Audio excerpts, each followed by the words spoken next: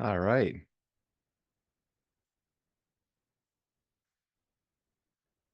All right. I see everybody joining. That's a good sign. Welcome.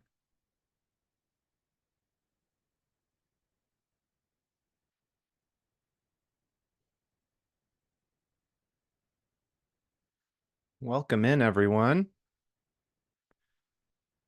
Could somebody let me know in chat if you're able to chat? I think I turned it on. There it is. Hey, Jackie. Hey, Aaron. Welcome.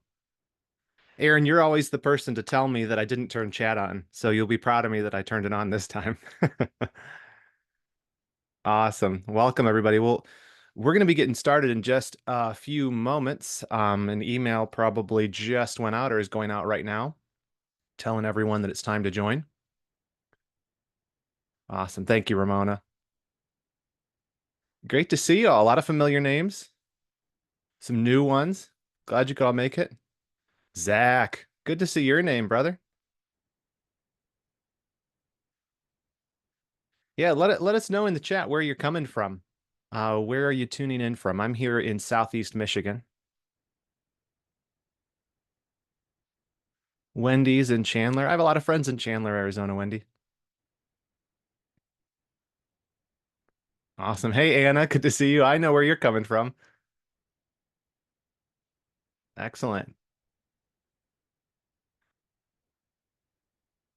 Hey, Jackson, good to see your name, man.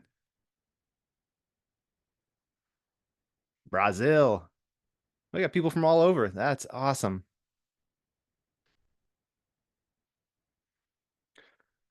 Well, I'll tell you what, let me look at the time. I've covered up my clock on my computer so I can't see it. Let me put a timer up here so I can see what time it is. It's one after. All right, folks are popping in now. I'll make sure I'm hitting record and we'll get started here in just a second. So it looks like I am recording. That's good.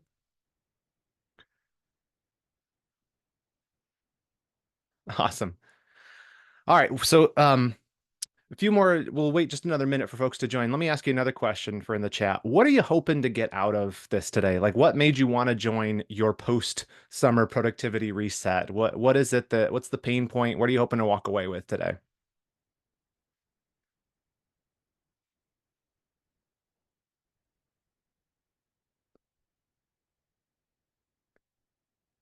Refocus, reset.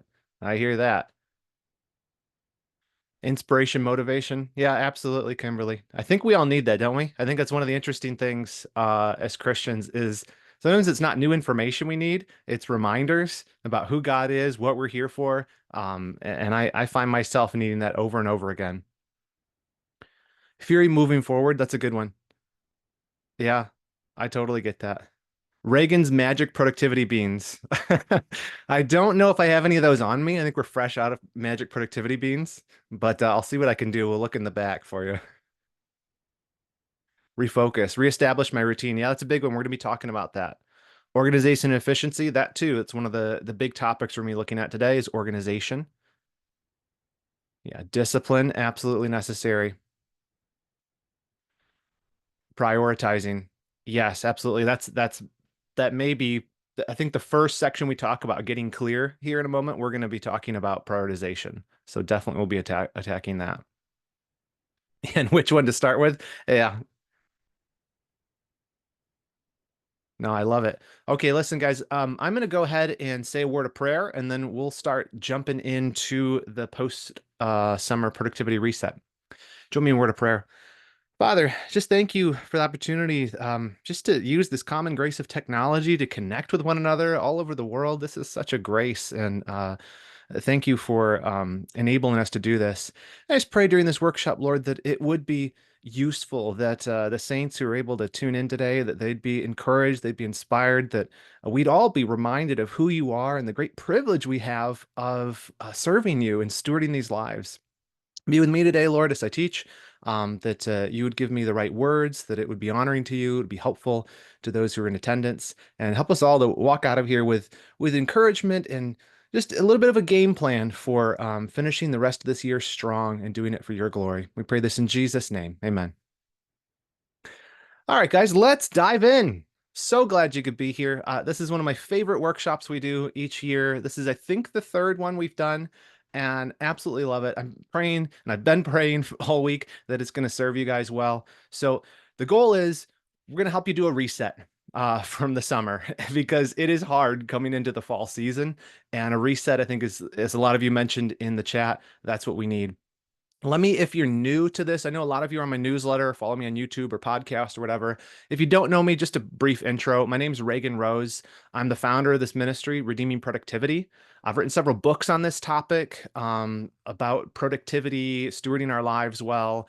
I wrote one on video games, which and helping students with that, because that's something I've struggled with myself.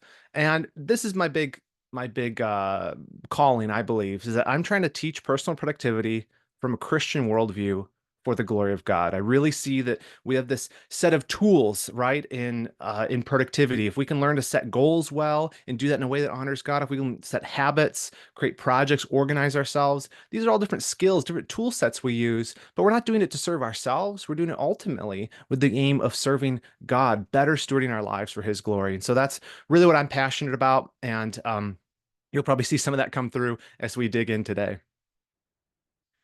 So, why are we doing a reset? I really, every year I face this, and I've talked to a lot of people, the same situation. I call it the September slump. You kind of come in out of summer, maybe you've ease back a little bit. You've had some time off, things slowed down. The school isn't happening if you have kids that are in school, or maybe you're a student yourself. But you come into September and everything kind of hits you all at once. It's like this brick wall. And so you're overwhelmed by it and you have low motivation because you're like, I don't know what to do with all this. Maybe you have a lack of clarity about the goals that you should be working on. Some of you mentioned that in the chat at the beginning. I don't know what to focus on. And we got to practice even with our good habits. Maybe you were reading the Bible faithfully, you were getting up early, you were praying to the Lord, and you felt like you were doing really well in that stuff. And then summer came and kind of all that evaporated. And you're like, shoot, how do I get back onto these good habits? Or maybe start habits I've never even begun before. How do I face up to the September slump, kind of overcome it? And so what I want you to say to you though is like that's normal. If you're feeling this stuff, let us know in the chat. Are you feeling that? Are you feeling the low motivation, the overwhelm? That's absolutely normal. And I think a lot of people face this time of year. And one of the wonderful things we have is as believers, we're under grace. And so, we can't just sit there beating ourselves up, but what we can do is we can say, Lord, help me through this, give me wisdom, and we can get up and we can take some action. And that's what I'm trying to help you with today is making a little bit of an action plan to get out of the slump and back into some good routines and some good focus that's going to serve you and ultimately glorify God through the rest of the year. So what we need is a reset, right? Like the old, your game kind of fails if you're playing a video game and you need to hit reset and start over. That's kind of what we're aiming at here. And so I'll give you a bit of an outline of what we're going to tackle over the next about 45 minutes here. We're going to look at get clear. So this is what I'm hope you're going to walk away with this from. One of the things is getting clear. So I'm actually going to have three specific action items for you out of each of the sections we tackle. And in Get Clear, we're going to talk about choosing a specific area of life. What needs the most attention in the season? And you're going to define what well done looks like in this season of life, in this area. What would it look like to be faithful in this area? That's going to get in clear. It's going to try to help you prioritize what should be at the top of my list. We're going to get organized. That's going to be the second part. And I'm going to teach you how to do something called making a commitment portfolio, which sounds kind of lame. It is a little lame, but it's a very helpful thing. It's basically a list of all your obligations that you have, and you write them out. And just doing that and then triaging it, kind of choosing what's the priority, gives you a ton of clarity. I do this all the time. Anytime I'm feeling overwhelmed, is I write one of these out, and I'm going to teach you how to do that. And then third, and finally at the end, we're going to talk about getting consistent. And we're going to help you choose one habit and write what's called an implementation intention, where you're basically going to say, here is exactly my plan for undertaking this habit. Here's how I'm going to attack this habit in this season. And this can be genuinely life-changing. Just writing down your plan for taking on a habit very often is the first step in actually getting on the track to make that a consistent thing. What's up, Peter? Don't we just need the Konami code instead of a reset? Yeah, that would be helpful, right? 30 lives. Um, no, I really think if we get through these few things, it's going to help you go a long way towards getting organized. And I'll say this as we're about to dive in to the first one. Stick around to the end if you're here live with us. I'm hopefully we're going to have some interactive elements, and hopefully you'll be able to engage as we go. But stick around to the end because I am going to have, as I mentioned in the email, there's a couple of special offers of those of you who are not in the academy that might want to join our membership program. I'll tell you a little bit about that. And there's a couple of things that are exclusive just for you guys on the call that I've kind of made a special deal for people who are live on the call. I'll tell you about that. And I have an announcement at the end too. So that's sort of my teaser to try to hook you so that you'll stick around through the end, is I have a special announcement at the end. So hopefully that worked. Now let's dive into the first one, get clear. Get clear. When we talk about getting clear, we're talking about priorities. Like we mentioned, the slump in September, the tough thing is I just don't know what to focus on. Where should my attention be? And so what we need to do is clarify our priorities, decide what to focus on, drop the unimportant stuff, right? Delay, defer, or delete the stuff that doesn't need to be done.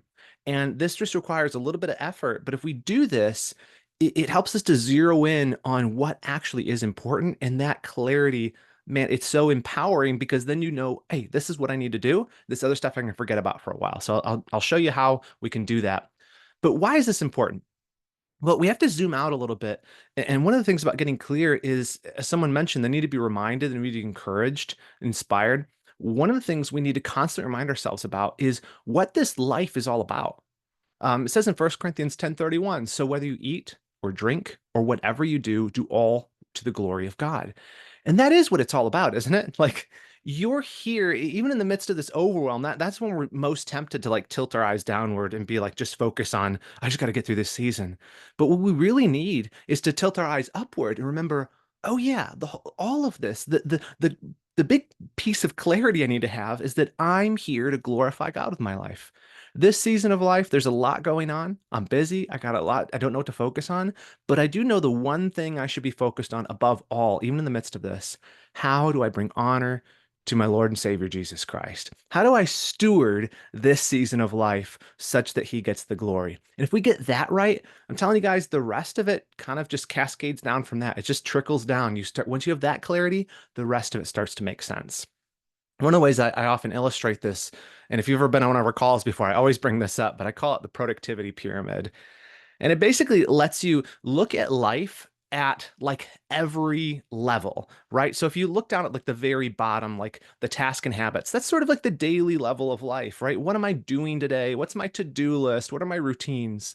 But then you go up a little bit and you have projects, right? What are the bigger groupings of things that I'm doing? How does that contribute to my goals? The domains of stewardship, that's the different areas of life I have responsibility for. But at the very top for all of us, the capstone, as it were, of our productive efforts should be this number one priority. I want to live a life that glorifies God. And we can approach our productivity in a way that does this. We say, okay, I want to glorify God. And so then we start to ask, how do I do that in these different domains of stewardship? How to do that in my family? How to do that in my work? How do I do that with my hobbies? How do I do that with people at church and my neighbors, right? There's all these different areas that we start thinking the way I manage these, it's not just about managing time so I don't feel overwhelmed. It's about managing these faithfully such that God gets the glory. Then you're able to start to say, hey, wait a minute. Now I can make a plan. If I'm looking at this and saying, hey, here's an area I want to be more faithful in, a goal becomes just a tool you use to be more faithful in it. You look at the gap between where you want to be, where you believe you need to be more faithful in a certain area, and you set a goal to close that gap. And then you're like, okay, what do I do with the goal? Well, now I make an action plan. I create a project to say, okay, what can I do? What are some things I can do that are going to help me grow into that goal? What are some, and then you break that down daily. What are the tasks? What are the habits? What are the little stuff I need to do? They're going to move the needle on that.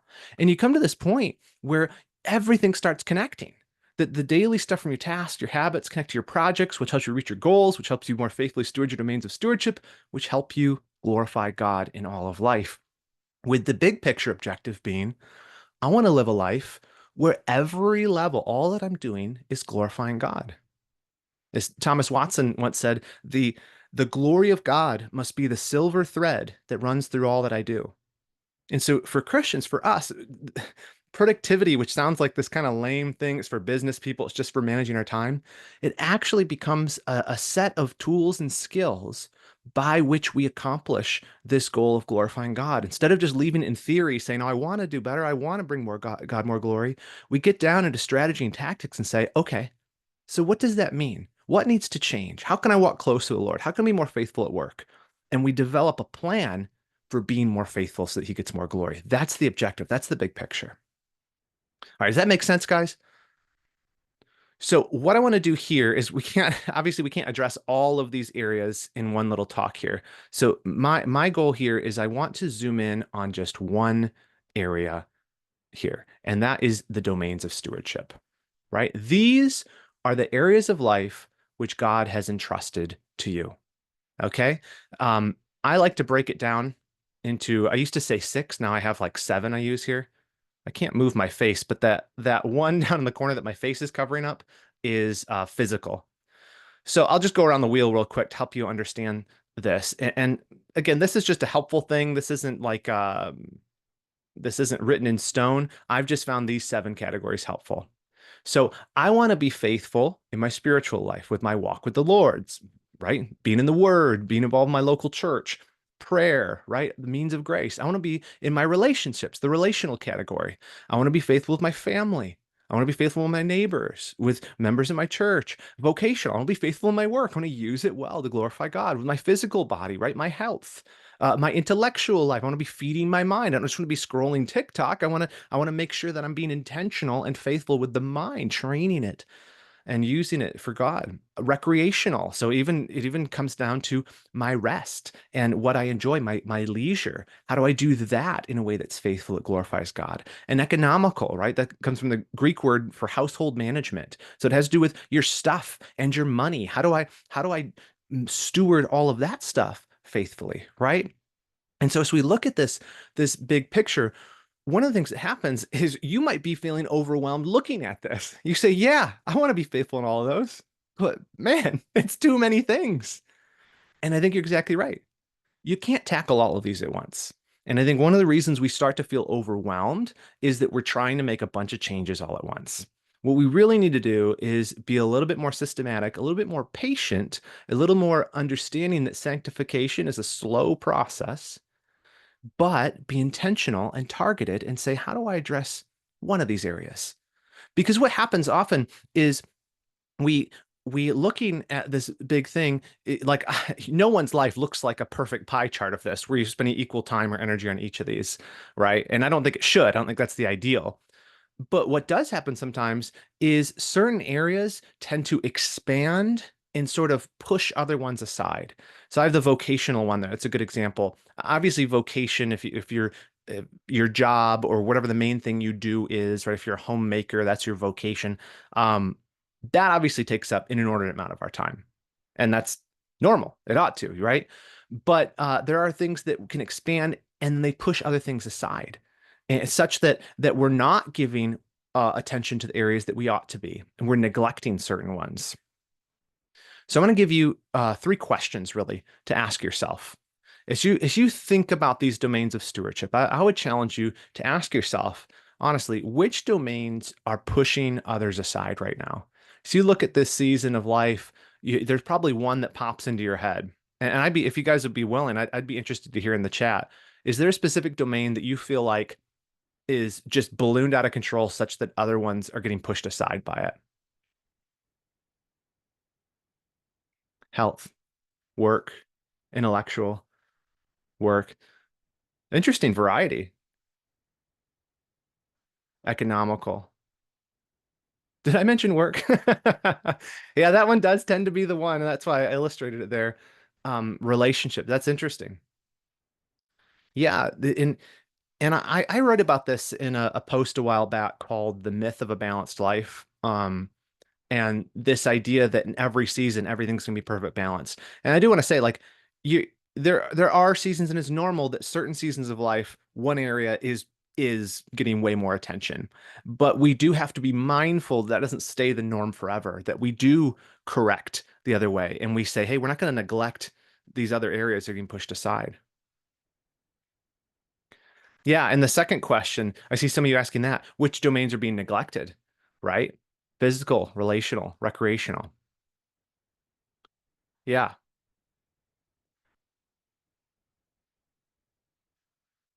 Right. And somebody mentioned caring for an elderly parent. Like that has now that's making relationship too big. And so again, like this isn't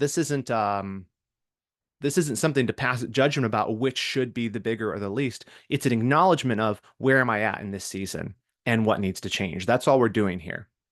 Physical, relational, neglected physical. I'll share a little story with you guys, just about how this has been useful for me. I we do in our academy, shout out in the chat if you're part of our Redeem Productivity Academy, by the way.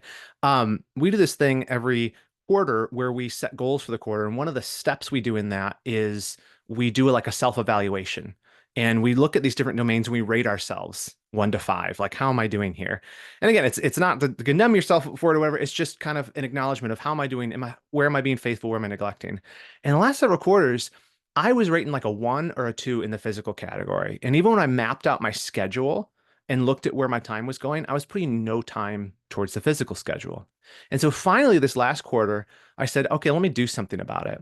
And I joined a program with Don Latour. He might be here. Let us know if you're here, Don. He runs Layman's Fitness, which you should check out if you're a guy who's looking to focus on your health more. And I joined one of his programs and started working out. He started helping me with nutrition, and I addressed this area.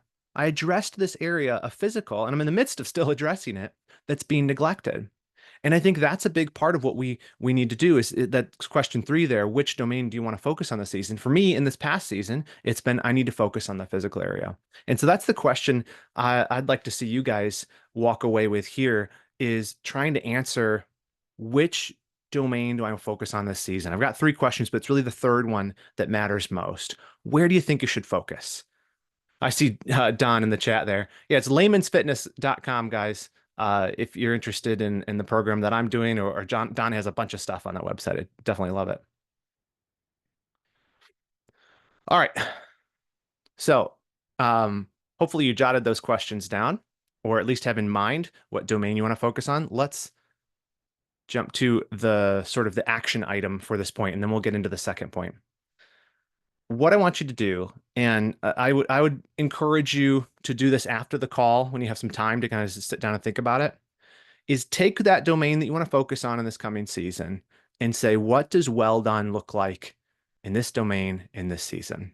And so the idea is we talk about something in the academy called a well done statement. I've done webinars on that before. Some of you have been to. It's idea of creating a Christ honoring vision statement for your life. You imagining if I meet Christ like Matthew 25 and he says, "Well done, good and faithful servant." How might he say, what would he say faithfulness would look like in my relationships? How would he say it looks like in my work, right? And so let me give you a couple examples here, right? In mine with like the physical domain, I might write down, I want to focus on the physical domain in this season. And what would well done look like?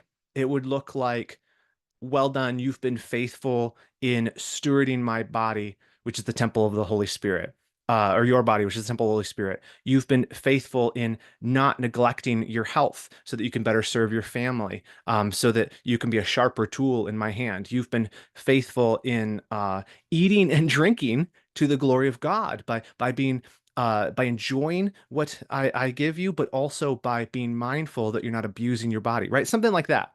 And you're basically writing this out.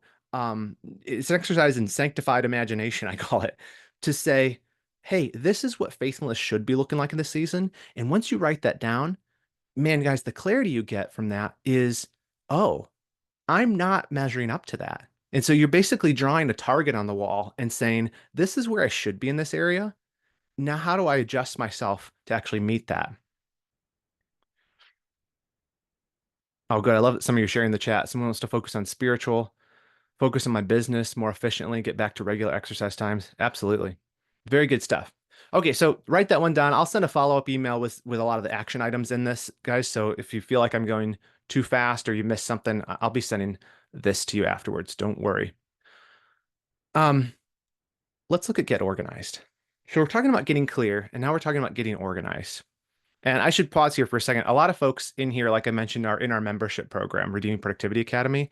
For you guys, you might be wondering as we get into this, how is this, what we're doing here, this process, how does it how does it intersect with what we're doing next week with our quarterly goal planning challenge? And what I would say to you is this is kind of giving you a little bit of a jump start. Hopefully you'll walk away with this with some clarity, with some organization, get out of that slump. But you'll already have sort of a little bit of head start. You've already picked a domain, and then we'll work with you on choosing a goal and making a plan for it. So that's sort of how these intersect. And you guys who are here are not part of the academy, I welcome you again. I'll tell you more about it at the end. But if you join our membership thing, we'll help you with kind of the next steps of this, of turning this into like a really, really well-defined plan and then keeping you accountable over the next 3 months to help reach it. So that's sort of how the two intersect, if you guys are wondering. Yeah, Mark asks, I would love the slides if they aren't available another way. Yeah, for sure. I can do that. I will include the slides in a follow-up email. I will love to do that. And guys, this is being recorded. I'll send you the recording as well. All right, so point two. So we've talked about get clear, and that's really the good first step is how do I zero in on what's most important in the season? Now get organized, right? How do I make a plan to be faithful in all my commitments? How do I make sure I'm juggling all the spinning plates, right? This is a big thing we got to overcome if we want to reset, if we want to get out of the September slump. And kind of when I think about what the scriptures have to say about this, I always come back to Matthew 5:37. Here's when Jesus said, "Let what you say be simply yes or no. Anything more than this comes from evil." And if you know the context of that, Jesus is speaking about making oaths, like people saying, "I swear I'll do X, Y, Z," right? And he's saying, "Don't make oaths." But the principle he appeals to is you shouldn't be making oaths. You shouldn't be swearing by these things because you should be a person of integrity. You should be someone who, when you say yes, you do it. And when you say no, you don't do it. You're not duplicitous. You're not constantly not following through on what you said you're going to do. You want to be a person of integrity. And you just think, well, how does this apply to being organized in my to-do list? Well, when I think about commitments, I think about them in terms of anything I've said that I'm going to do. I'll throw up a definition here that I've come up with. A commitment is anything you've agreed to do, whether it's an obligation from someone else, right? So an employer or someone's told you, hey, you need to do this, like pay your taxes, like the government, right? Or something you yourself have decided to do. That also is a commitment. When I say I'm setting this goal to work on this thing, I've talked about this in other places, but the reason we feel guilty when we don't follow through on that is because we know in our hearts that we're breaking our word. We're breaking it to ourselves, right? And so, like, there's less consequence. We're not sinning against someone else per se, but we know we're not living as people of integrity. We're not people where when we say yes, we do it, or no, we don't do it, right? And so when you think about commitments that way, then the whole idea of making a to-do list or setting goals, it takes on an added import, doesn't it? And and what we want to do then here is how do I, in this busy technological age when all this stuff's flying at me, I have a million more commitments than I feel like I can handle. How do I organize them in a way such that I can be faithful and actually follow through? And there's lots of different kinds of commitments, right? There's one-time commitments. You might say, tell someone, oh, I'll get coffee with you, or a project at work. It's just a one-time thing. But there's also ongoing commitments, right? Maybe you are part of a small group at church. You're volunteering for something you're supposed to be a part of. You're part of a work group that has ongoing meetings. You have other responsibilities. So commitments is a very broad category. And so what we want to do here in this section is make a commitment portfolio. Basically, get some visualization on what is it that I've said that I'm supposed to be responsible for in this season. So let's talk about commitments as a portfolio, right? If you think about it, like if you compare it with the analogy of investing, for example, commitments are your time and energy investment strategy. So it's a total mind shift for a lot of us. And I think a lot of times the reason we feel frustrated with where we're at in life, where we feel like, oh, I'm not really being faithful, is because we have a misalignment between what we say is important, what we say it should actually be focused on right now, and how we're actually investing our time and our energy and our commitments specifically. And so we feel stressed by that. We feel bad about it. We sometimes we're invested in the wrong places. We say this one area is important, but we've put all of our commitments in another category in like the domains of stewardship. And you feel pressure, you feel overwhelmed from it. That's why.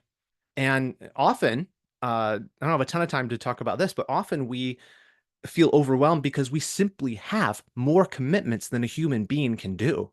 This is one of the things we talk about in the academy is this overwhelm thing. How do you overcome overwhelm? A lot of that actually can't be solved by being more productive or more organized if you have more things than a creature can actually do in 24 hours, 7 days a week. And so this tool, this next thing I'm going to show you will help you with some of that, help you face up to some of those things so that you can strategically approach them, get the priorities straight, and eliminate the stuff that's getting in the way.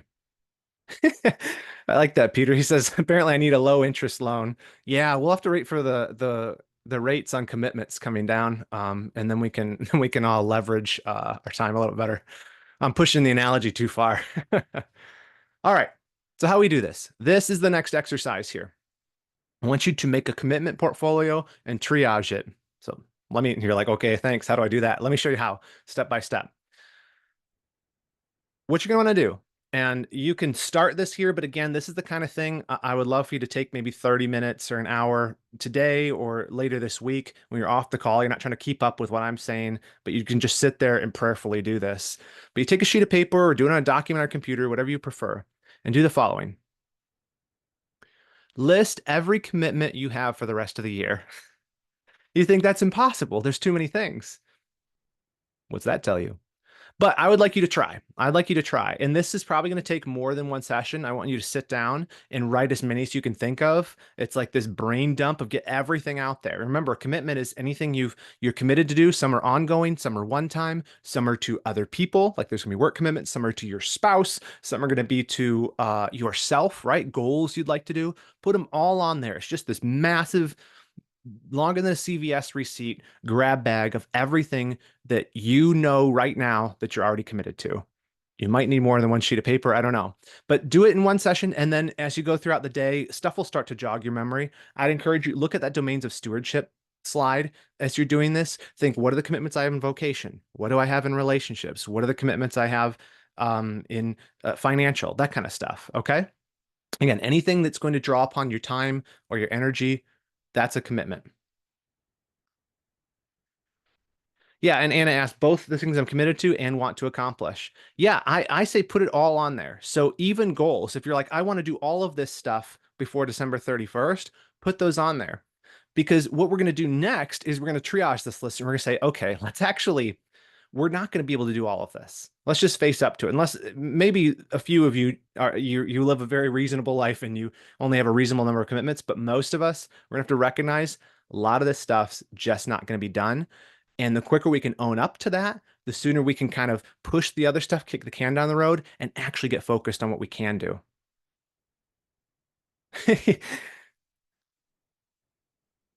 I asked my wife to help me, and she made a list longer than mine about my commitments. Yeah, far longer. Yeah, that's right.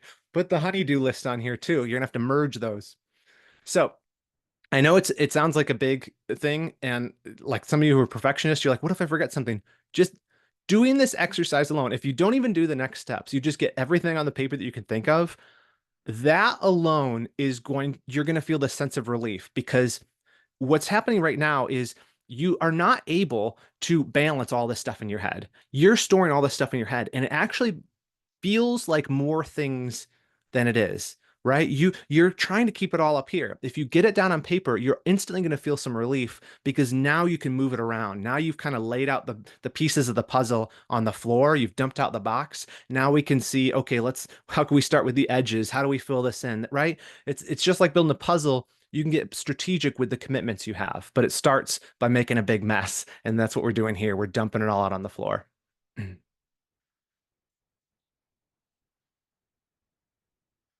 All right. Next, this is the next important part you're going to do here with the make a commitment. You're going to order the list by importance. Now, if you're doing this on paper, like an actual piece of paper, use a pencil with an eraser. And start to go through. And some of these might jump out at you. Maybe number one will be really obvious. Maybe there'll be some competition in your mind about it. But do this prayerfully. This is why I say do this on your own time a little bit later, because it says in James that anyone who asks for wisdom, he knows that he has it. So if your objective in this season is I want to glorify God, then asking him for wisdom and how to do that best, he's going to answer that. He's going to give you that wisdom. Seek counsel. Talking to a spouse might be very helpful here, or someone who is a wise brother or sister in Christ that might be able to help. That can be useful too in helping you get clarity. But I want you to go through the list and start to number them by importance. You don't have to do the whole list. If it's super long, maybe stop around 10, because what's going to happen at that point is you're going to realize most of the stuff on the list you're not going to be able to get done. And I'll show you in a minute. I got to share something else, and I'll show you in a minute what to do with the stuff that you're not going to get done. But now you want to whittle further. Pick the top three things. If you have one, two, and three at the top of your list, circle those, maybe even write them on a separate sheet of paper. And here's what we're going to do with those. We're going to decide what we're doing next for each of them. Do you see what we're doing here? This is just a very simple process of we're just narrowing our field of view to get very, very focused on, oh, now I know what the priorities are. Well, okay, now what are you going to do next on them? In my little example here, one of them I would say, imagine you're leading a Bible study for a small group at church. You don't know. The next thing is like, I don't know what I'm supposed to be teaching next. So you might say, I'm going to choose the passage. I'm going to choose what we're going to be doing. Oh, okay. Now all of a sudden the ball is rolling on that. You're making progress. You're feeling less overwhelmed. Get oil change. Like you've been putting off, your car's kind of screaming at you. The light has gone from being on to flashing, and it's like changing colors. The car's talking to you. You need to change the oil. I'm dying. That's what it does in the newer cars. But okay, what do we do next with that? Put it on the calendar. Okay, I'm going to do this on Wednesday. Maybe there's a project at work you need to get done, but you're kind of stuck. I know for me, when I was writing one of my books, I had a season where I put away like the manuscript for like 2 months. And I just was like afraid of the drawer that the manuscript was in. And this can happen sometimes with bigger projects. You've got something that you kind of half started and you're scared of it because you're like, it's going to be so much to wrap my head around it again. I don't want to look at it. That's the first step though.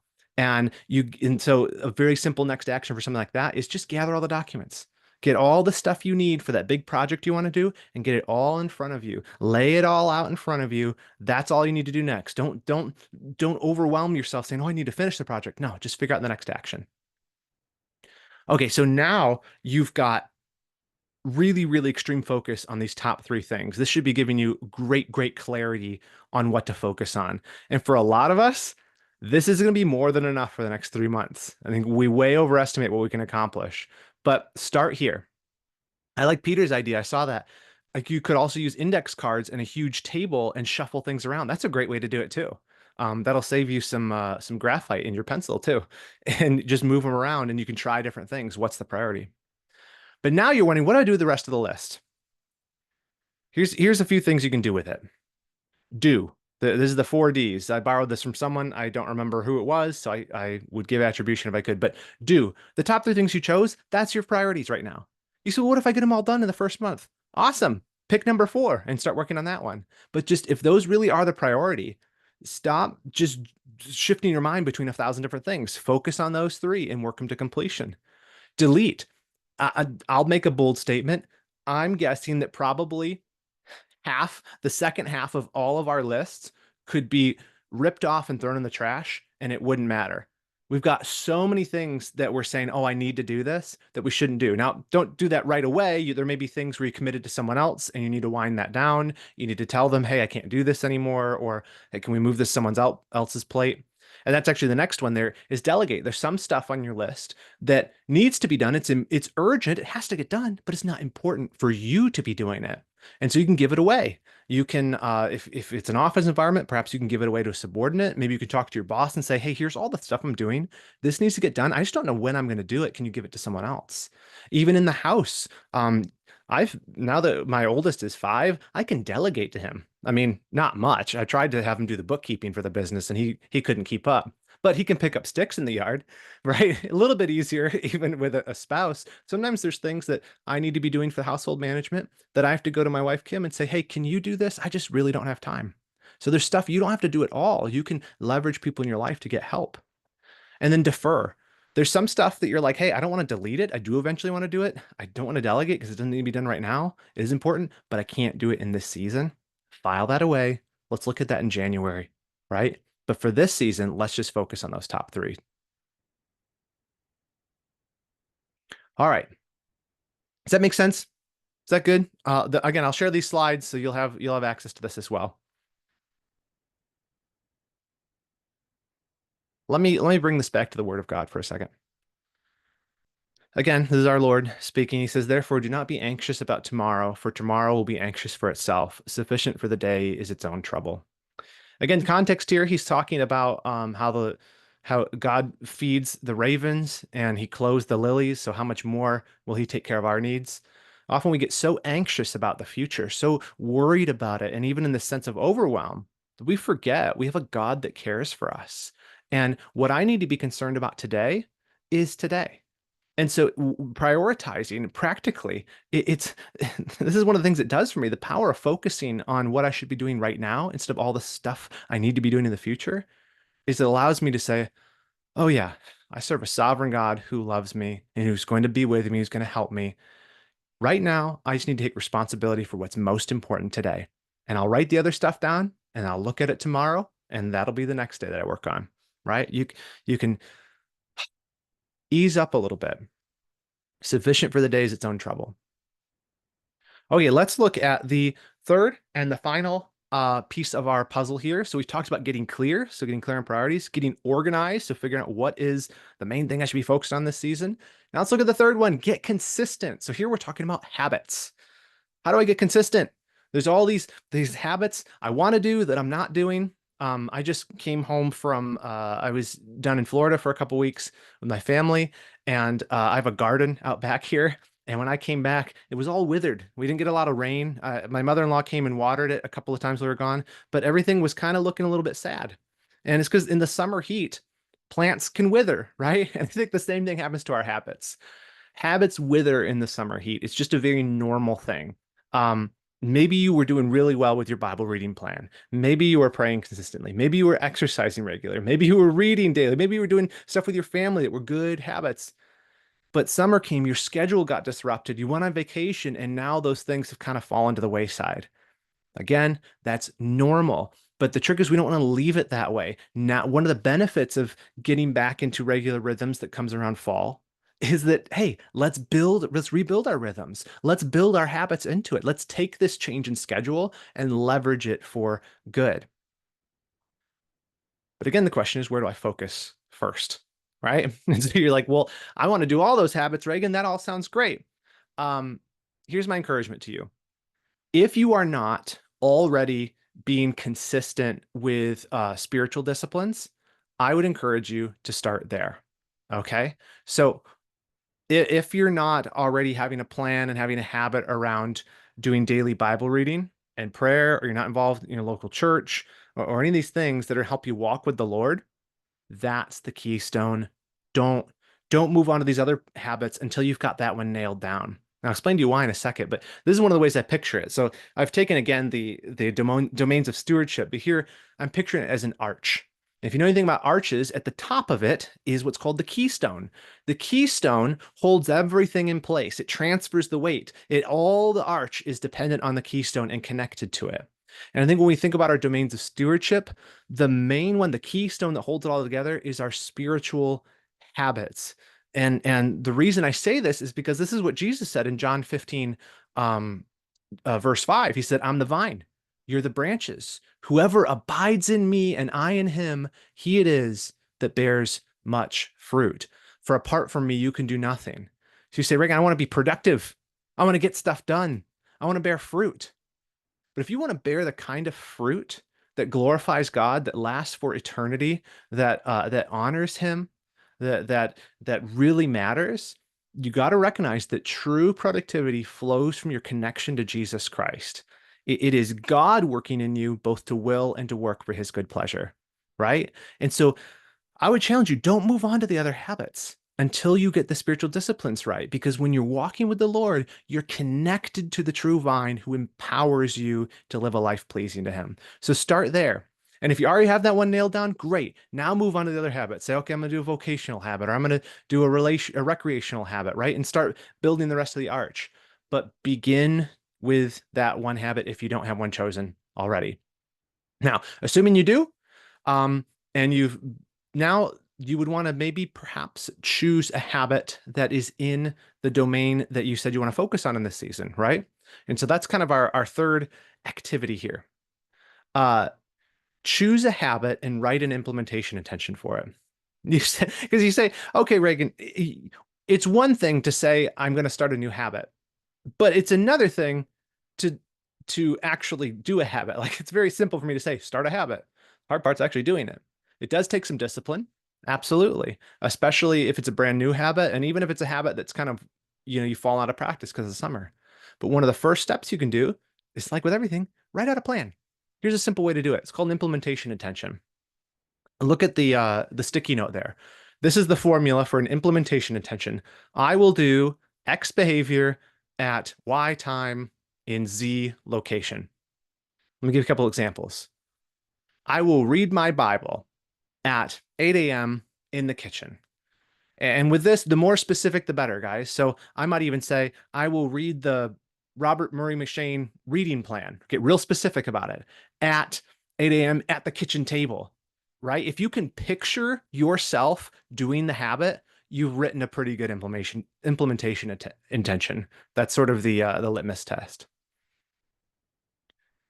I will exercise at 5:30 p.m. at the gym. So maybe you're choosing a habit in the domain of stewardship of physical. Another one example is maybe you've chosen relational. You say, "Oh, I want to keep up with my mom. I will call mom on Fridays at 5:30 in the car on the way home from work." Right? You can picture yourself doing it. You've made a plan. Instead of just wishing I start doing this habit, the first step is I'll just write out what the habit is and when I'm going to do it and where I'm going to do it, and that closes the gap and makes it more uh, visible for you. Another thing you do is set reminders in your phone or on your calendar to remind you to do that habit. Set up a space where you're going to do that thing that makes it more conducive to it. Make this as easy as possible, keeping this habit. I see your question, Chuck. I'm going to wait till the end to answer that because I'll try to give you a better answer. Um, and by the way, I will be doing some Q&A at the end for those of you who want to stick around for it. Okay, so that's it. Implementation intention. Let's go.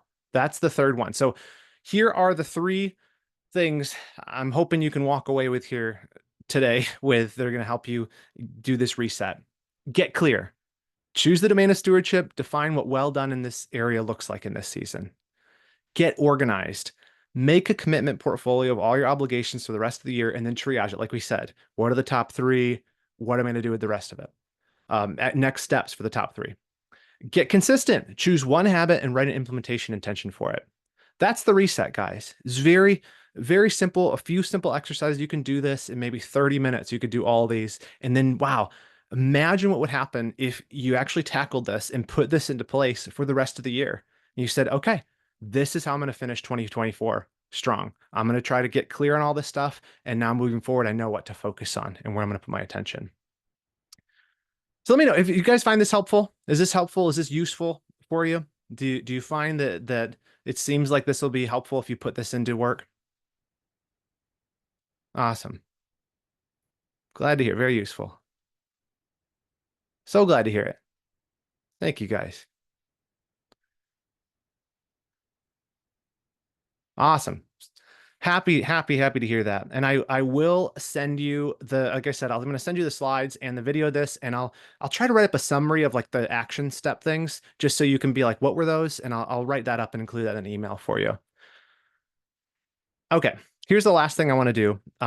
Like I said, I'm going to tell you guys about two like special offers that are just for people on the live call. And at the very end, I have a big announcement. At least for me, it feels like a big announcement. And so I hope you guys stick around for that. I want to tell you a little bit about how we can help you a little bit more if you want to go deeper with this stuff. Here's the thing I found. Building a God glorifying life is a lifelong process. Oh, and I'll also mention, I'm going to stick, like I mentioned, I'm going to stay around for Q&A at the end of here. So stick around, I'll answer any questions about any of this stuff or even other questions you guys want to ask for as long as you want to hang out. But I, I think sometimes what can happen is we have this moment. Maybe you come to something like this, or you go to a conference or like a getaway with your church or something, and you come out of it and you're inspired. You've got some next steps, but you kind of go through it and then you go through that roller coaster. If you have another dip, you have another dip, and and you kind of lose the direction, you lose the focus. One of the things I've tried to do is try to address this problem of we need direction, we need accountability, we need to be reminded about what this is all about. And that is why I made the Redeeming Productivity Academy. And like I mentioned, a lot of people in here are members of it already. But all that is basically we created this membership program to help you do one thing: organize your life for the glory of God. We have over 250 people in there. And I want to encourage you, if you have the means, if you have the interest, to join us for this final quarter of 2024. We're going to take this kind of stuff that we talked about today and really dig in and help you to actually accomplish what you're set out to do, but to do it in a way that honors God. And that has been my mission since the start of Reading Productivity is I want to help you get more done for the glory of God. So let me tell you a little about the program, a couple things to it. It all centers around what we call a Christ-centered curriculum. um, this isn't just like generic productivity advice. As you've seen in this workshop we've done, I don't just show you the how. I also show you the why from God's word. Every course we have in there, you'll see me opening up the word of God and talking about how from the heart we need to think about these things. But we also do the how. And I think that's what makes what we do at Redeeming Productivity unique is we give you both the tactics, the strategies, the mindset. And when those things come together, wow, you really start seeing changes, and you're changing in such a way, not just to serve yourself, but ultimately to serve God and to serve those around you. We help you clarify your calling, help you articulate, like we did with that well done statement I kind of alluded to, a Christ honoring personal statement for your life that sort of connects every aspect. We look at each of those domains of stewardship and we say, what does faithfulness look like specifically here? And that gives you sort of this North Star that you can come back to and say, okay, here are the areas I want to focus on now. Now I'm going to focus on this area. And you get a lot more strategic about instead of just kind of wishfully thinking, oh, I hope I grow as a Christian, you're saying, okay, I know it's God working in me to do this, but I'm going to put in the work. I'm going to serve him and ask for his help. And I'm going to actually get up and make a plan to do this. And we're going to help you do that. We help you not just, again, we help you create very tactical systems. We help you create a system for organizing your life. You're going to learn to create a task management system that makes it easy to stay on top of your commitments so that stuff doesn't slip through the cracks. So you can be a person of your word. We even have planners in there. Our Christian Productivity Planner is included in the membership. You get that free. It's this huge Notion template. A lot of people in here probably use. Actually, let me know if you use the Christian Productivity Planner in the chat. But that's something that's included with it too. And finally, last thing I'll note about it is we help you build habits that last a lifetime. Well, just like we talked about these implementation intentions, we go even deeper into how you create routines that help you get consistent in things like prayer, Bible reading, daily exercise, planning your day. Those are just a few examples. We have this whole course in there called Power Mornings that goes through a process that's going to help you develop a morning routine where you actually get consistent in these things. And go look at the testimonials on the page for it. It's the system that's changed my life that really got me into like being like, oh wow, I can actually walk consistently. And it's helped a ton of other people do the same. That's all in there as well. Here's the deal. It is a membership program. This is what makes Redeeming Productivity possible. Is the members of this, by and large, is what actually makes me able to do all the free content, all the podcast newsletter, all of that. And so it's $35 a month. It gives you access to all of our courses, private community, which is like the heart and soul of it. You connect with 250 other believers that are members in there currently. We do quarterly goal challenges. The next one starts next week. So get in there if you want to join us for that. Help you set a goal, help you develop a plan for it, and then keep you accountable. We do expert workshops. I do office hours in there, so you can get on a call with me and other people will help you work through problems. I already mentioned the Christian Productivity Planner. There's a bunch of other stuff. Go to redeemingproductivity.com/academy if you want to read all the features in it. But I would encourage you to jump in there. I really believe in it. We've been doing this for over 3 years now, and we continue to refine it and refine it.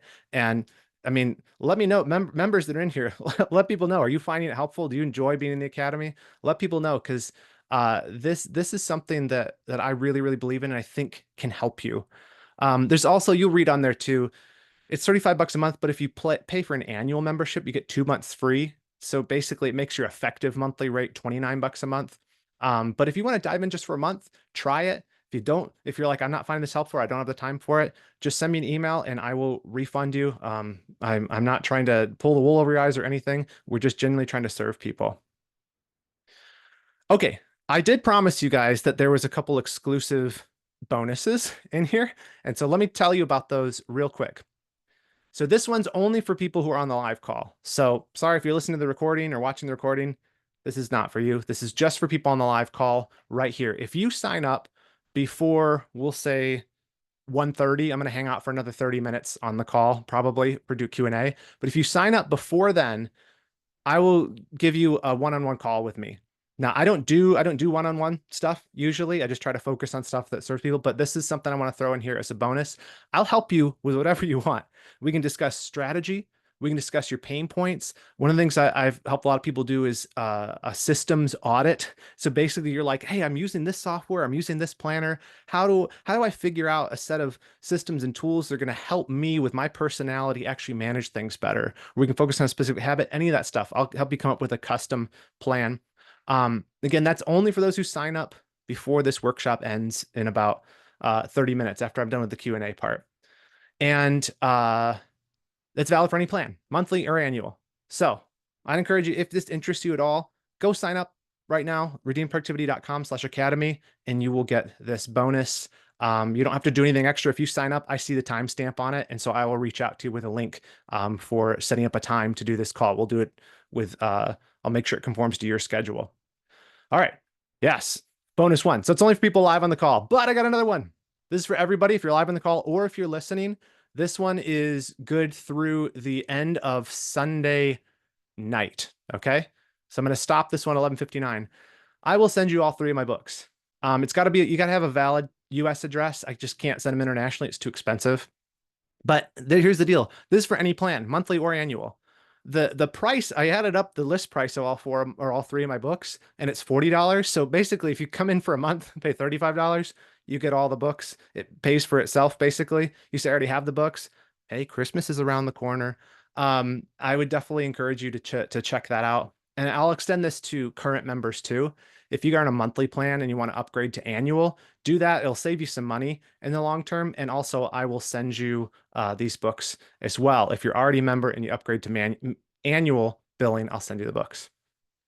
Again, anybody who's listening, even to the recording, this offer ends Sunday night. I'll send a follow-up email about it. But if you want to get the coaching thing, you got to do it before the end of the call. Sign up.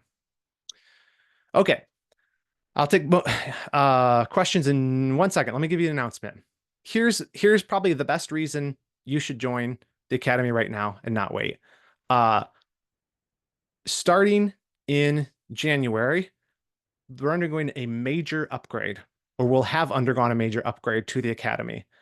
I'm redoing all of the curriculum. You'll still have access to all of the legacy courses, the ones you get right now, but I have this massive update plan that is going to blow you away. I really think it will.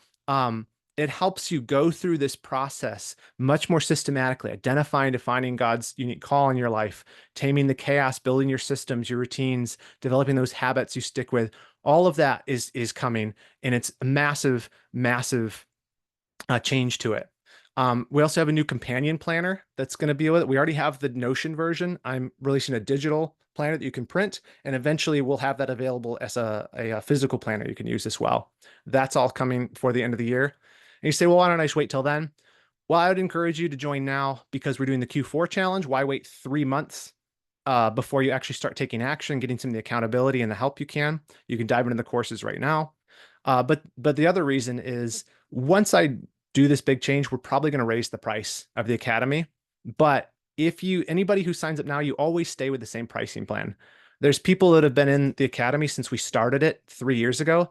The price has never changed for them, and it never will. So if you sign up before the end of the year, you lock in your price forever, even when we raise it. So this is the cheapest it's ever going to be. So that's the reasons right there why you should do it. Q4 challenge, I already mentioned this. That's the thing that's coming up next week. So if you jump in now, you'll be able to join us for that, to pick a domain, set a goal. We'll break it down into a plan. We have accountability. We check in with you each week. We have calls once a month. We can get in. We'll help you refine the goal, get more specific about it. And then we review, rejoice, repeat every quarter. It's my favorite rhythm we do in there. Okay, there's the facts. I'll throw them up on the screen for you now. And that is all I have. So I do, just quick reminder, if you're on the call live right now, join the Academy before the end of the call, which will probably be in about 20, 30 minutes. And I will send you a link for a one-on-one consult with me. The books things for anybody who joins before the end of Sunday night. Now, let's do questions. I've been seeing the chat move and I haven't been paying attention, so I'm going to scroll up a little bit, but feel free to just keep dropping your questions in there. There may be questions about the stuff we talked about. It may be questions about the Academy. It can be random stuff, whatever you want. And I will stick around as long as we need to, probably about another 30 minutes here to answer any questions you want. But as you're doing that, try to join the Academy, all right? If you are interested. Okay, let me scroll up. I got a lot of these. Let's see. Trying to find the one.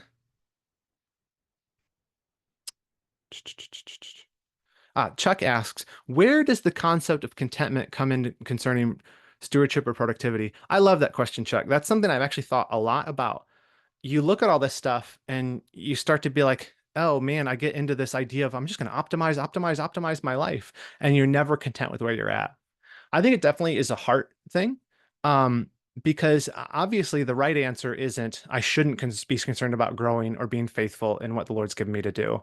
But at the same time, I don't want to have this attitude of I'm not going to be happy until I'm at point X. And so I think a lot of it comes down to this patience with the pace of God's grace in our lives, where we approach change from the standpoint of, thank you, Lord, for what you've already done in my life. And thank you. I'm so grateful for the way that you're growing me and helping me to become more faithful to you and all that you're blessing me with. Help me in this next season. I think there's a place where you're not always stretching sort of just emotionally towards like, I'm not going to be happy till I have here. It's this place of peace and calm that comes from recognizing, hey, this is God's grace in my life. And I trust him that he's in control of the pace of this, but I'm going to keep pushing forward. I'm going to press on towards the goal, but I'm going to do it in his power, recognizing that it might take time, but I'm going to be happy and thankful along the way. Great question.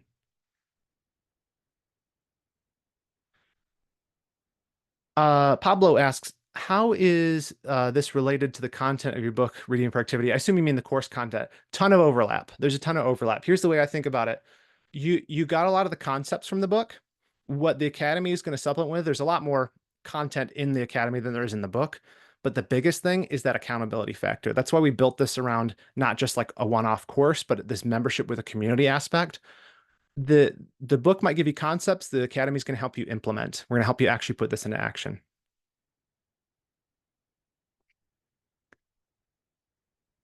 Okay, I see Allison has a good question here. How do you wrestle with the scrap the rest idea? After you determine priorities and realize you can't do everything that you originally thought was important, how do you know if you're being faithful when you feel like a failure for having scrapped the rest? Yeah. How do you ever feel like you've stewarded the time well if you're dropping things on the list? That's a great question, Allison. And the way I think about this is this is the kind of thing you're trying to do. We're trying to make a fork in the road where we're saying, hey, I'm come to a place where I've realized that I'm someone who's taking on more than I can do. And so hopefully you're not doing this over and over again, but this is almost, someone used the term declaring commitment bankruptcy. And that's almost what you're doing. You're saying, I'm at this spot where I've said yes to more than I can do. And so I already know I'm not going to be able to fulfill my word on these things. So what the responsible thing to do is figure out what is the most important things in the season and then go to the people or whoever it is that you need to wind down the commitments with and say, I'm not actually going to be able to do this. I'd rather tell you now than when I fail to follow through. And so it definitely, man, talk about eating humble pie. It is not a fun thing to do. I've had to do this multiple times in my life. Go back to someone who I said yes to and say, I'm actually not going to be able to do it. But man, so much better that they know now than they come back later and you're like, oh, I didn't able to have time. If you know you don't have time, it's better to make that decision now. Um, yeah, and I think how do you ever feel like you've stewarded the time well if you're dropping things on the list? What we're hoping to do is to grow in our ability where that's not happening all the time. To get to the point where we're taking on a reasonable number of things and we're doing them to completion and they're getting done and there's not just stuff falling off the edges, right? Like people talk about having too much on your plate. If you literally picture that, you just keep piling food on and it falling off the sides. We want to get to the place where we have portion control for our commitments, where that doesn't happen repeatedly. And so you're not quote unquote feeling like a failure. You're not feeling like you're disappointing people because you have a better sense of where you're at. And so that does take time. Yeah, Peter has a good point too. You can put the rest into another bucket and revisit later. Yeah, that's part of that. Those 4Ds is there's some stuff you can just defer and say, "Hey, look, I'm not going to do this now, but I'm going to do it later." And prioritizing is just saying, "What do I do with the finite amount of time in front of me right now?" And it allows you to say, "I can't do it all, so I'm just going to do a few things."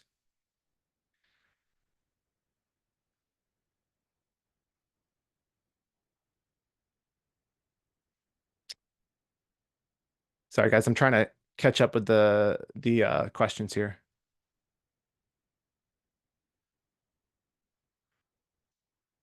Yeah, Cindy asked, oh, sorry, I missed this, Cindy. You're in the if we're on annual already, does these apply to our second year?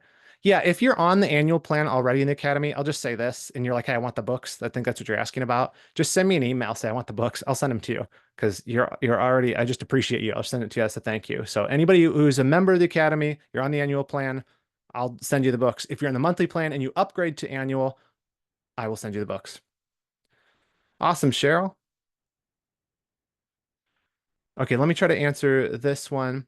Someone asks, I've set specific goals for each domain in my life and created detailed plans to achieve them. However, I often find myself falling short, which leads me to reset these goals every month or quarter. My biggest challenge lies in staying consistent and managing my schedule. I prefer to plan things in advance and have a clear idea of my schedule beforehand. Unfortunately, the people around me tend to work more spontaneously, often making plans in the moment. The result is free, frequent interruptions when I'm engaged in activities I enjoy, such as writing a book. I'd appreciate any suggestions you may have on how to maintain consistency while balancing these spontaneous demands. It's like can't say no and I can't say yes. That's such a tough spot to be in. I can totally relate to that. I actually just wrote an article for pastors on this sort of issue because that's a frequent one for pastors. I think we all face it of okay, I can say these are the priorities, but everyone around me is saying no, these are the priorities. And how do you do that? Um, I think the simplest way to think about this is sort of splitting your schedule. If you can carve out, and I think most of us have more ability to do this than we think, but you carve out time for stuff that you're going to do deep work on. Cal Newport talks a lot about this, but saying a scheduling thing, we want to like rigorously schedule every moment. We recognize that's probably not realistic. We have an ideal schedule, which we do talk about in the academy, but in practice, you can probably pick an hour or 2 hours a day that you guard and you tell people, hey, yeah, I want to do that thing you want to do that's spontaneous during these 2 hours or these 3 hours. I already have that set aside and you treat that like a commitment. That's one way to have the balance where you're basically saying, so when I applied this to pastors, it was like, how do you prepare the sermon but be available for people, right? Because that takes a lot of time to prepare the sermon. Well, you have time when you're not available. You have time when your door is closed, when you're not answering the phone. And you maintain those barriers so that you can be available the rest of the time, but also be faithful to the stuff you've committed to. So I think in a short answer, that's probably the quickest way I can answer that is pick some time that you're going to make non-negotiable, and then you have to hold those boundaries. And obviously, you be flexible. Sometimes divine appointments do come up, but for the most part, if you get in day after day of having a chunk of time focused on the thing that you know you need to be focused on, you make a lot of progress. And the other stuff, you kind of just have to be flexible around other people sometimes. Joanne asked, can I still get this one on one with the student discount? I'm a BMA member. Yeah, definitely. Happy to do that, Joanne. Just send me an email and I can get you set up. Oh, John Price asked a good question. What's the date time of the Q4 challenge? Okay, so there's two aspects to the Q4 challenge. You don't have to come to the main call to do it. It'll be helpful if you can make it. It's next Thursday at this same time, so 12 p.m. Eastern, the same time this one started. Uh, some people don't come to the call, they just do the challenge. We have this self-evaluation quiz you can do that'll help you like sort out and create a plan. The best part about the call is just you get time to talk through the stuff. You're like, well, should I do this goal or how do I break this down? And we kind of coach you through that and get encouragement from each other. But so that's when it is. But even if you can't make it live, it is recorded. You can kind of get it that way too. And we do talk about that stuff in the community discussion board as well too. So, but to answer your question directly, it's next Thursday at 12 p.m. Eastern is the Q4 challenge if you're a member of the Academy.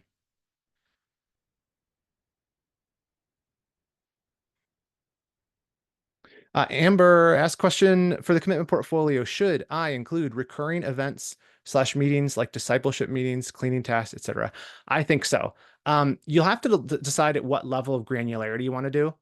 The cleaning task things, just because it's like there's some stuff that you're gonna have to do no matter what. You know what I mean? Like you're gonna have to clean your house. And so you're gonna like I wouldn't include brushing my teeth on there, that kind of stuff. But some of those other things, recurring appointments, like discipleship, that kind of stuff, I would definitely include that stuff. Good question. Maria, just send me an email. Maria asked this apply if I joined last month. Send me an email. Um, And again, I'll just remind you guys, I'll be here we'll say by 1:30. If you join the Academy, redeemproductivity.com/academy, that one-on-one offer is here, but it's going to end in about 20 minutes. I'm going to close out that offer. So if you guys do want to join now, redeemproductivity.com/academy. Cindy asks, well, I got a lot of questions. I'm going to try to keep up with you guys, so be patient with me. Have you considered establishing a coach system to multiply where individuals are certified to train others? I have, Cindy. If you're interested in something like that, send me an email. We're kind of not really there yet. It's something that maybe down the line, but that is sort of on the long-term horizon, a thought process of how do we do this to help people more personally? How do we get people established in it? Great question. John asked, when you do your quiet time, if you had an hour, how do you balance word, prayer, recording, journaling? Also, how do you take an idea, unction, etc., that may have occurred in your quiet time and prayerfully put it into action? Yeah, good question, John. What we actually in our course on morning routines, we kind of talk strategically how you could do all five of these things. We call it POWER because it is an acronym: prayer, organize, word, that's in reading God's word, exercise, reading, writing. And there is a way that if you strategize, you can do that in about an hour, or I've extended mine as about 2 hours because I just really enjoy the time. So it is possible to do all those things in a short period of time if you have a good plan.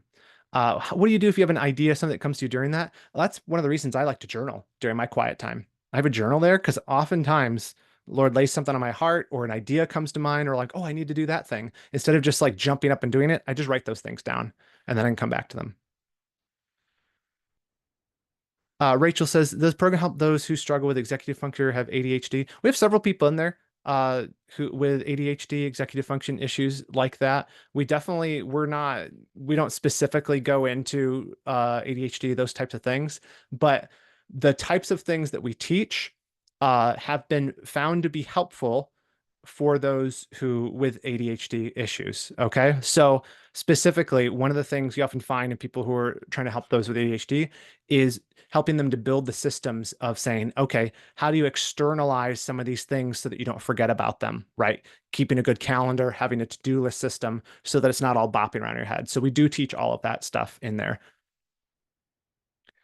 The bonus for today, let me just repeat, someone asked about this. The bonus for the day is you get a one-on-one call with me, 30-minute call. With me, I'll help you. You don't have to take it. Like obviously, if you're not like, I don't want to talk to you one-on-one, I understand. But if you sign up before the end of this call in about 15 minutes or so, you can do a one-on-one call. That's only valid for those who are on the live call who sign up before the end of our time here. The other bonus, the second exclusive bonus, is valid through the end of Sunday night. So maybe you need some time to think about this. You want to talk to a spouse, whatever, look at your finances, figure it out, pray about it.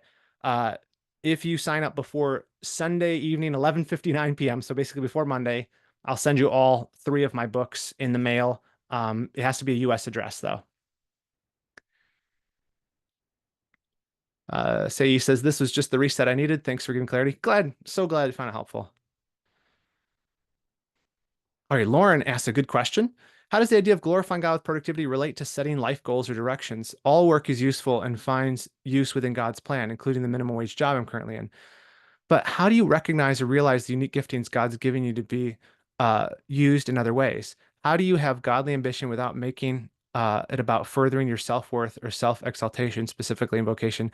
Man, Lauren, you are speaking my language. This has been one of the questions we do unravel this in the academy. I could refer you to some of my specific podcast episodes that talk about this if you send me an email. But yeah, that really is the question. There's this quote. I'm going to butcher it. I'm going to try to try to say it. I think it's from J. Oswald Sanders in Spiritual Leadership. He says it is the what do you say? The motivation for ambition that determines its quality, something like that. And his point is that ambition's not the problem.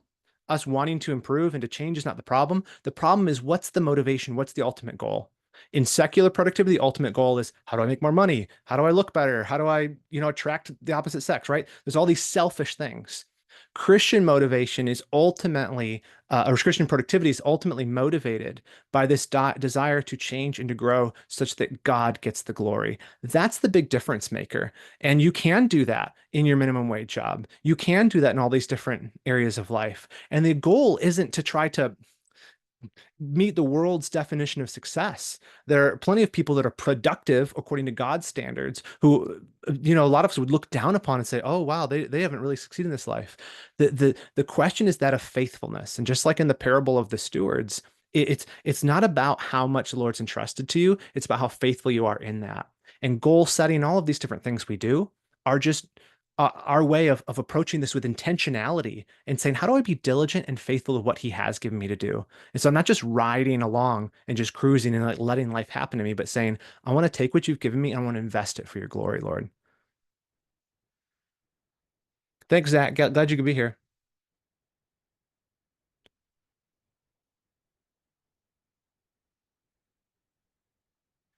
Hey, Ian or Ian, I don't know how to pronounce your name.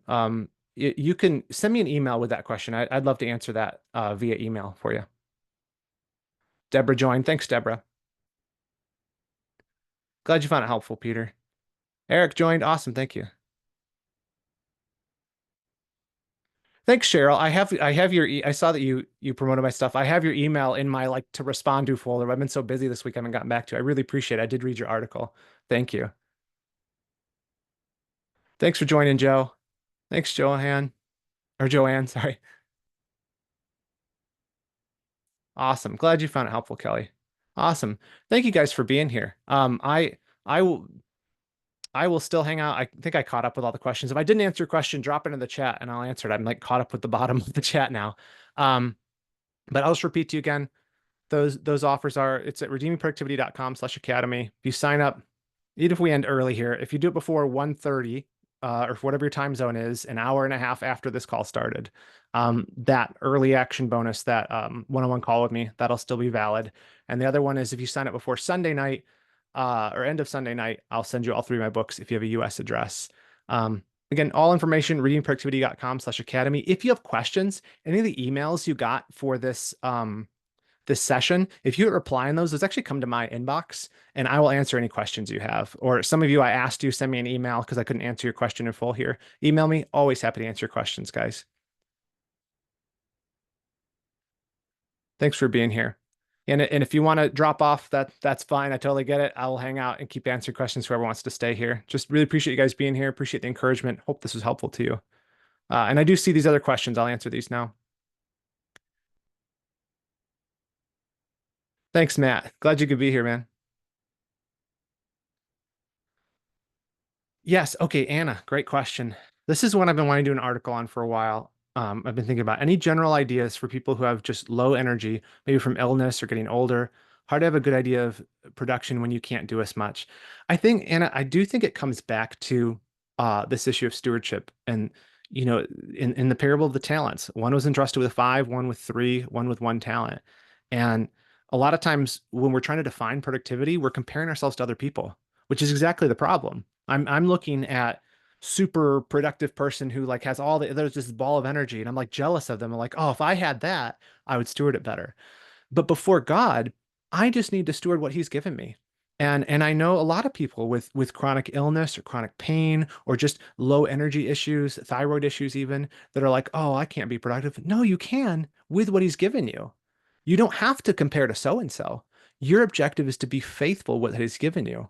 I mean, you look at the life of someone like Johnny Erickson Tata, and even the her, she's a quadriplegic, and Lord's used her in mighty ways, and she stewarded, even actually stewarded the this bitter providence that happened to her for his glory. And so it's not about being Mr. or Mrs. Ultra productivity.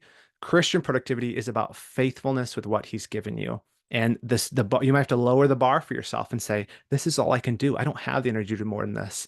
And that's the time when it becomes even more important to say, hey, let me be really selective with the commitments I'm undertaking because I'm more easily overwhelmed because I don't have the same levels of energy, or someone mentioned ADHD. I don't have the same levels of focus. Chris asked what audio editing software you use. I use Final Cut Pro to do video and audio editing. I have somebody doing my video editing now for me, which is great. Chris, if you're interested in more of that, I don't know where it is. Send me an email, Chris, and I'll send you. I have like a guide of all the equipment I have and the tools I use. Be happy to share that with you. Glad you found it helpful, Benjamin. Proverbs and Ecclesiastes is loaded with thoughts and intentions, wisdom for our vocational endeavors. Absolutely, Joe. We do a book club in the academy, and we've been reading this book on Ecclesiastes. And man, it's been so good. We're actually doing a book club call in a couple of weeks, talking about that book. And even if you haven't been able to read it with us, I think you'll enjoy it because it really gets to the heart of how do we live, vocation, all of that stuff. How do we live in this short life that's only a breath? Hey, Allison, great question. Would I recommend my one-on-one coach guy? You'd probably take about James Parker. Would I recommend for someone who leads a real estate team, asking her husband? James actually does that. I don't know if he leads a real estate team, but he works on a real estate team doing operations, and he works with people who run and manage businesses. He would probably literally be the perfect person for your husband. So have him reach out, do a discovery call with James and see if it's a good fit. You can find info on that on redeemproductivity.com/coaching. It's funny you said that, Allison, because that's literally like the field that he's in. He does coaching on the side part time, but he actually has worked in the real estate world for a long time. Thanks for joining us, Jackson. Thanks, Junia.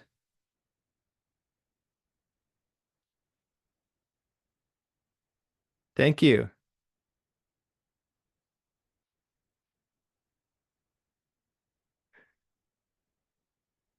Ah, Christina asks, do you have any recommendations for tools in organizing and stewarding finances, tracking expenses, setting goals? Perhaps that's too specific a question, but if there's a tool you'd recommend, would be interested in hearing. I've looked into You Need a Budget, but it seems like it takes a bit of time to understand the system. So, Christina, I am a big fan of You Need a Budget. I've been using it for, I don't know, since I got married, and we just passed 13 years. So I think it's been around that long. I think it was early on in our marriage. I love it. You're right. It does have a learning curve, but it allows you to be very, very intentional with your money. I think of it as like the envelope cash system, but it's digital. Like every dollar gets a job, everything is assigned. And now a couple of years ago, they introduced a goals feature. And so you can set up a saving goal, and there's like a little circle that slowly gets completed. It's like add another $100 this month to get you closer to it. And I just love it. I'm a huge fan. I literally use it every day. So You Need a Budget is my favorite one. I know some people like Every Dollar, which I think is the Dave Ramsey one.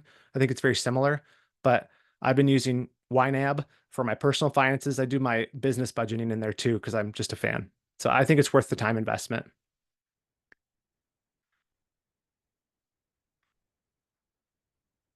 Ajin, are you asking to join the academy or join YNAB?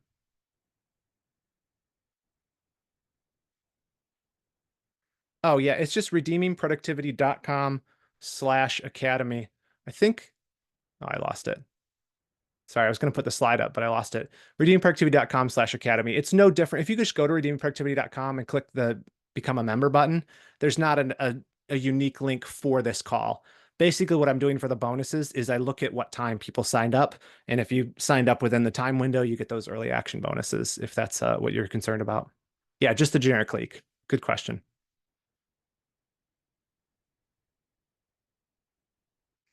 Yeah, I'd also say on the YNAB question, they wrote a book, or the creator of it wrote a book, on personal finances and the YNAB system. I read it last year and I hadn't, it came out in 2017. I finally read it. That was like the most, I'd been using YNAB for years. Reading the book actually helped me. It was very inspirational too, but actually helped me to understand more deeply the principles behind how YNAB recommends you doing budgeting. So if you want to really get your head around the four rules they have, it's a good read. I think the book's just called You Need a Budget. Same question with cleaning systems. Any you personally use and recommend, particularly one that helps the whole family be involved? I have all the household tasks in my head, but find it hard to share with other family members and also have them take responsibility. Good question. We have in I can send it to you if you send me an email, but it's also in the bonuses section of the Academy for people who join. Marcy Farrell, she runs a podcast blog, all the stuff called The Thankful Homemaker. Just look up Thankful Homemaker. She has cleaning schedule stuff, and that's what we use. And I don't know, the one I have doesn't specifically have like a chart for each person in the family, but I found it to be a very helpful breakdown of what rooms do I clean each day. And it all comes from like a Christian worldview. And she has this thing you do, a weekly blessing for your home where you kind of dust everything. I really like her stuff. So if there's something out there that does that, Marcy probably has it. So check out the Thankful Homemaker.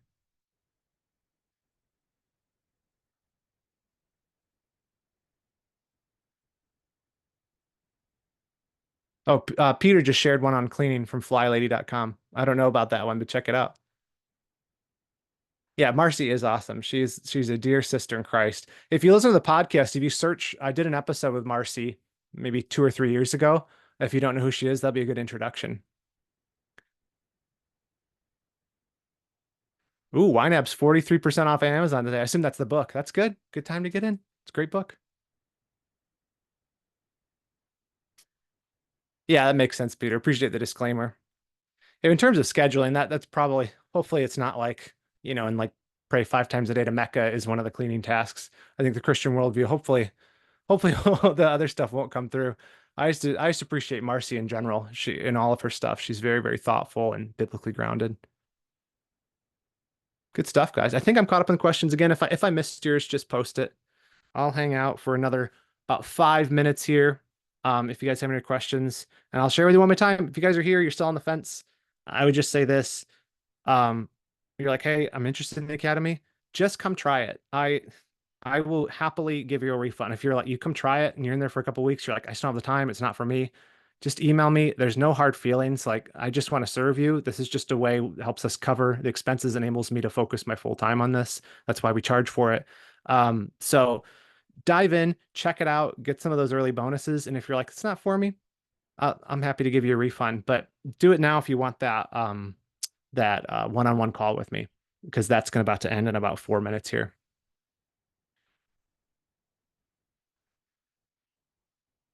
Yeah, I do like that, Peter, the whole 15 minutes go type stuff for cleaning. That Marcy talks about that some too, and that has really helped me. Like we have 3 little kids and setting a timer, this timer, for 10 minutes and saying in the evening, hey, let's just tidy up the house for 10 minutes. Instead of saying, oh, we have to clean everything, but being specific about done means the definition of done is we worked for 10 minutes. That helps so much in the evening of just like, let's get all the toys put away and then we'll run the vacuum. So I love that kind of stuff. It makes a game out of it almost.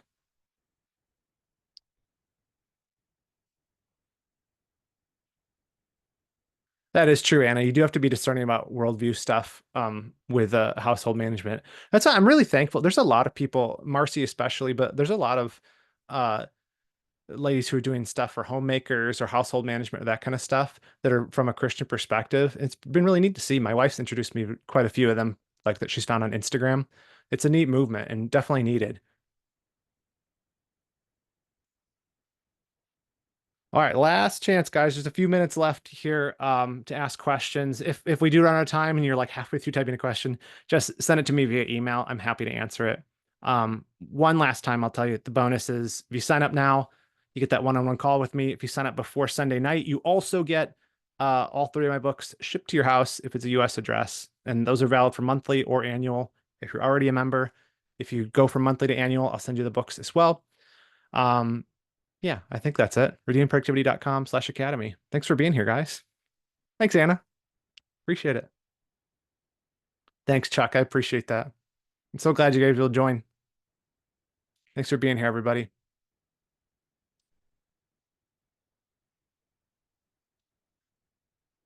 Absolutely, John. Happy to do it. Appreciate that.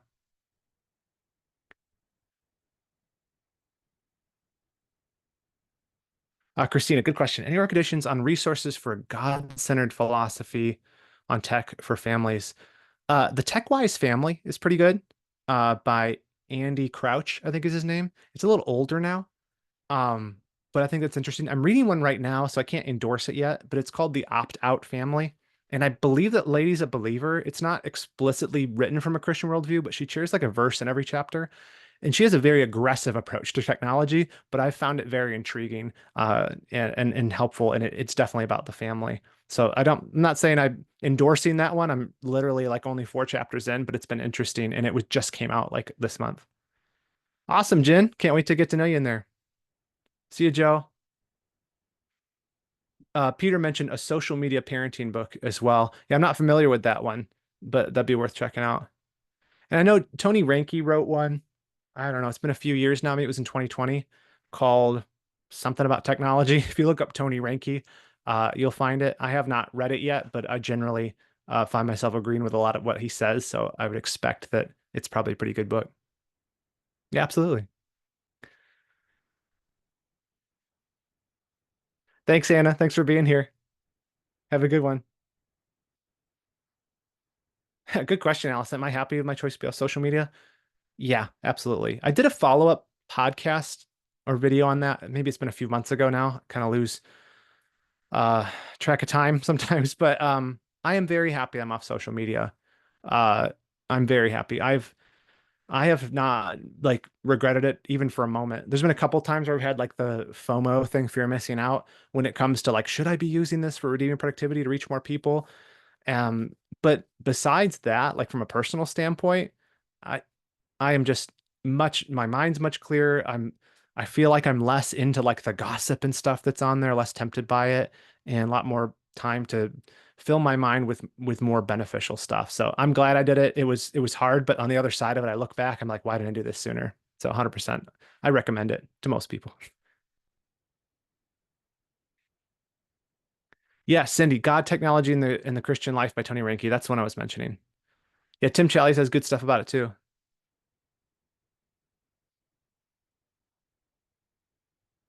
Hey, Ruby, I'm noting your name here. Send me an email. I'll still give you the bonuses. We'll figure out what's going on. I'll still give you the bonuses. We'll figure out how to get your card to work. Just send me an email at reagan@redeemingproductivity.com or just reply to one of the emails you got from me and we'll sort out the card thing and I'll still honor the bonuses for you. Yeah, absolutely, Allison. Happy to. Yeah, it's a hard thing with Facebook, isn't it, Anna? Messenger. Facebook Marketplace. I kind of have the benefit of my wife still on Facebook, so we can use like Facebook Marketplace and stuff. So I'm cheating a little bit there because I can like if there's something that we need to do through it, we can do it through hers. But personally, I'm not on there at all. Yes, TMS swap. That's a good one, Anna. All right, guys, I'm gonna close it out here. Thank you so much, especially those guys who stuck around to the end. Always fun to do these things. Hope it was helpful. Any questions about anything, any follow-up, just send me an email. I'm gonna process the video, upload it somewhere and stuff, and I'll send out the slides, some action steps, and the recording as well to you later. But hope you have a good weekend and God bless. Bye.